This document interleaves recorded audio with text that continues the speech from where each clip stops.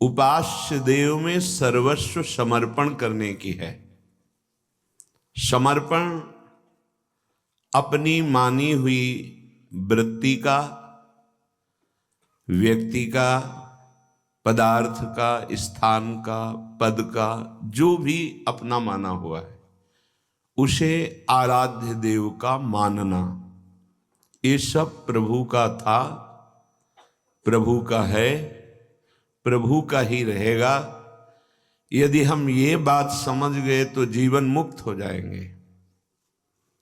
ये सब प्रभु हैं, प्रभु ही थे, प्रभु ही रहेंगे। ये जो नानात्व दिखाई दे रहा है ये न था, न है, न रहेगा। यदि ऐसा बोध हो गया तो स्वरूप बोध हो जाएगा, आत्मबोध हो जाएगा।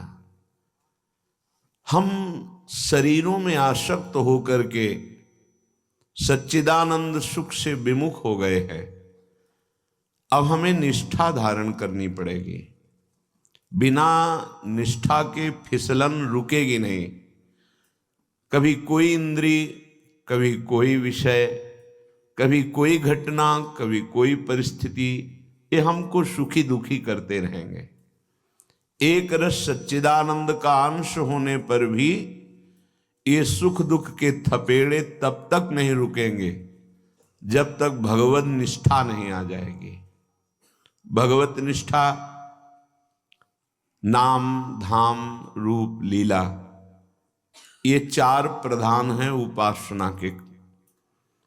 अगर हम नामनिष्ठ हो जाएं, धामनिष्ठ हो जाएं, रूपनिष्ठ हो जाएं, लीला गायन श्रवण की निष्ठा जागृत हो जाए, हर समय लीला चिंतन में, हर समय नाम जप में, हर समय रूप ध्यान में, ये परम साधन।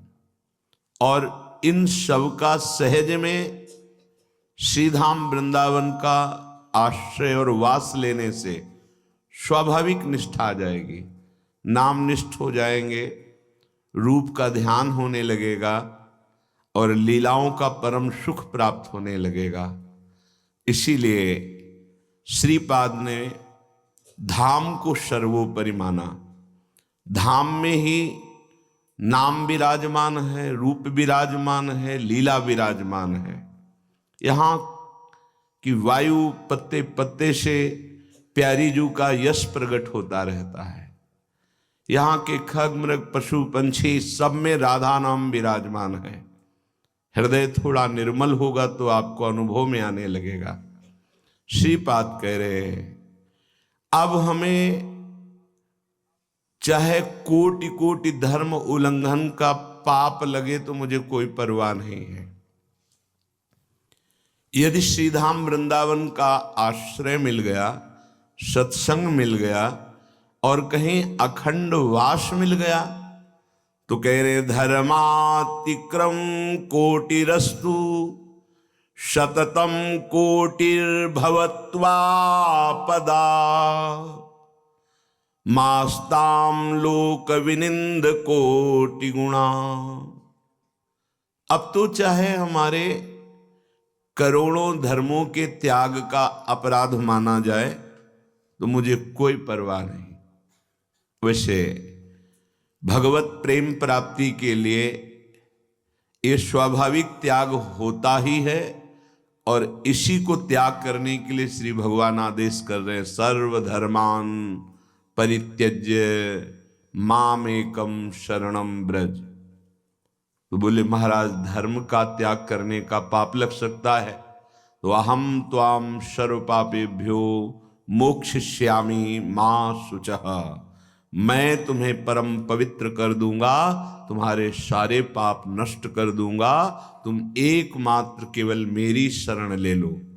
तो श्रीधाम वृंदावन प्रिया प्रीतम दोनों को परमानंद प्रदान करने वाली मूर्ति श्री युगल सरकार, आनंद समुद्र श्री युगल सरकार, प्रेम समुद्र श्री युगल सरकार, अति उदार करुणा वरुणालय युगल सरकार को भी परम सुख प्रदान करने वाला है।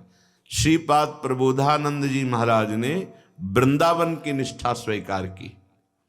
वो कह रहे हैं कि धर्मातिक्रम कोटिरस्तु, करोड़ों धर्मों के त्याग का मेरे ऊपर अपराध लग जाए, सततम कोटिर्भवत्वापदा, करोड़ों प्रकार के विघ्न आ जाएं वृंदावन वास करने में, तो भी मुझे कोई परवाह नहीं। देखो निष्ठा इसे कहते हैं। यहां थोड़ा सा भी कोई परेशानी विघ्न आ जाए, परिस्थिति बिगड़ जाए, तो भागने का मन करेगा कि चलो अमुक अस्पताल में, अमुक प्रांत में चलते हैं, वहां हम ठीक हो जाएंगे, या अमुक जगह चलते हैं, वहां से धन मिल जाएगा तो बढ़िया वास होगा वृंदावन का। नहीं नहीं, क्या परम धन किशोरी जो जहां विराजमान हैं, उनको आप ये भाव से नहीं देख पाए कि समस्त ऐश्वर्य वैभव के स्वामी प्रभु रिझाते हैं हमारी प्रियाजू को। लक्ष्मी जी जिनको रिझाने का निरंतर प्रयास करती रहती हैं, आज भी बिल्ववन में वो विराजमान है, यमुना के पार ही है, पर अभी तक सेवा में प्रवेश नहीं हो पाया। ऐसी श्री किशोरी जी की आराधना में श्री लालजू महाराज अखिल कोटि ब्रह्मांडों के ऐश्वर्य के स्वामी हैं। क्या इनकी इस पावन भूमि को छोड़कर हमें धन के लिए या रोग निवृत्ति के लिए या किसी के सहयोग के लिए हमें जाना अनिवार्य है क्या? ये अज्ञान होगा यदि हम ऐसा सोचते हैं कि बिना जाए व्यवस्था नहीं बनेगी। ये घोर अज्ञान है, और सत्य मानो आपको फिर जाना ही पड़ेगा यदि ऐसा सोच रखा है। नहीं तो यहां का जो वैभव है वो वैकुंठ को भी लघु कर देने वाला है। महामहिम वैकुंठ धाम जो भगवान का ऐश्वर्य धाम है, जैसे ये वृंदावन महामाधुर्य धाम है, वो ऐश्वर्य धाम है। पर यहां का जो ऐश्वर्य है, शिव श्रीपति यद्यपि लल चाही, मन प्रवेश तिन्हों को नाही। ऐसा अद्भुत प्रेम माधुर्य ऐश्वर्य सब कुछ। तभी श्री भट्ट देवाचार्य जी कहते, विपिन राज सीमा के बाहर हरिहू को न निहार। तुम लोक संपत्ति सुख की बात करते हो, हरि भी यदि बाहर खड़े हो तो दृष्टि मत डालो। वृंदावन की कुंज निकुंजों में जो हरि प्रियाजू के साथ महाप्रेम रूप का बिहारी बिहारिंजू का जो दर्शन होगा वो अन्यत्र नहीं है। यद्यपि मिले कोटि चिंतामणि तऊ न हाथ पसार। अगर निष्ठा है धाम की, नहीं हमें प्रियाजू जैसे रखेंगी, भूखे रखेंगी तो बहुत जय जय, छके रखेंगी तो जय जय, महलों में रखेंगी तो जय जय, झोपड़ी में रखेंगी तो जय जय, फुटपाथ में रखेंगी तो जय जय। ये केवल प्रवचन नहीं, जीवन है। जब तक निष्ठा नहीं आती है तब तक आप महिमा को नहीं समझ सकते, क्योंकि अहम प्रधान जीवन वृंदावन की महिमा को नहीं समझ सकता। दैन्य भाव ही वृंदावन की परम महिमा को जान जाएगा। वृंदावन इह विधि बसे तजिके सब अभिमान, तृणते नीचो आपको सोई जाने जान। जो अपने को तृण से भी नीच समझ लिया वो वृंदावन की महिमा को जान जाएगा। बिना मांगे बिना चाहे सब व्यवस्था हो जाएगी। आप विश्वास कीजिए, अनंत ब्रह्मांडों के स्वामी हमारी प्रियाजू के प्रेम अधीन है। इसीलिए श्रीपाद कह रहे हैं, कोटि कोटि विपत्तियां आ जाएं तो भी मुझे क्या फर्क पड़ेगा, क्योंकि हमने अपना जीवन वृंदावन को दे दिया। अब जैसे वृंदावन चाहे वैसे रखे, बहुत सुंदर ढंग से रखेगा। एक बार केवल निष्ठा में पास हो जाइए, आपके सामने प्रश्न आएगा, क्या आप किसका आश्रय लिए हैं?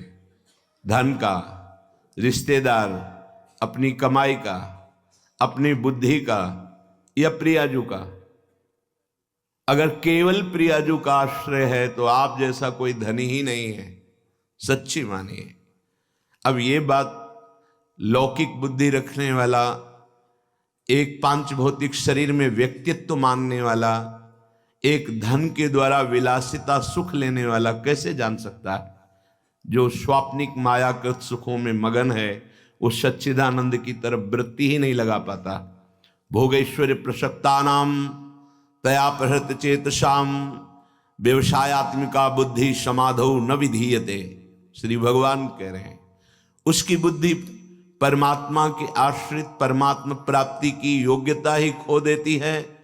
जो भोग और ऐश्वर्य में जिसका चित्त जिसकी बुद्धि अपहृत हो गई है, चुरा लिया है भोगों ने जिसके चित्त को, वो महामहिमा सच्चिदानंद की कैसे जान पाएगा? निष्ठा, यदि आप आश्रित हैं तो वृंदावन का आश्रय लेकर कहीं भी रहो, प्रिया प्रीतम की उपासना नाम जप आदि निरंतर करते रहो, रज का सेवन करो, चरणामृत पान करो, वृंदावन ही मिलेगा अंतिम समय। और यदि कहीं महासौभाग्य से प्रियाजू की कृपा से आपको धाम वास करने का, तो आप सावधान हो जाओ। सीधे श्रीअंग सेवा का अधिकार मिलता है धामवासी को, जो परम दुर्लभ बात है। मोक्ष कल्याण तो यहां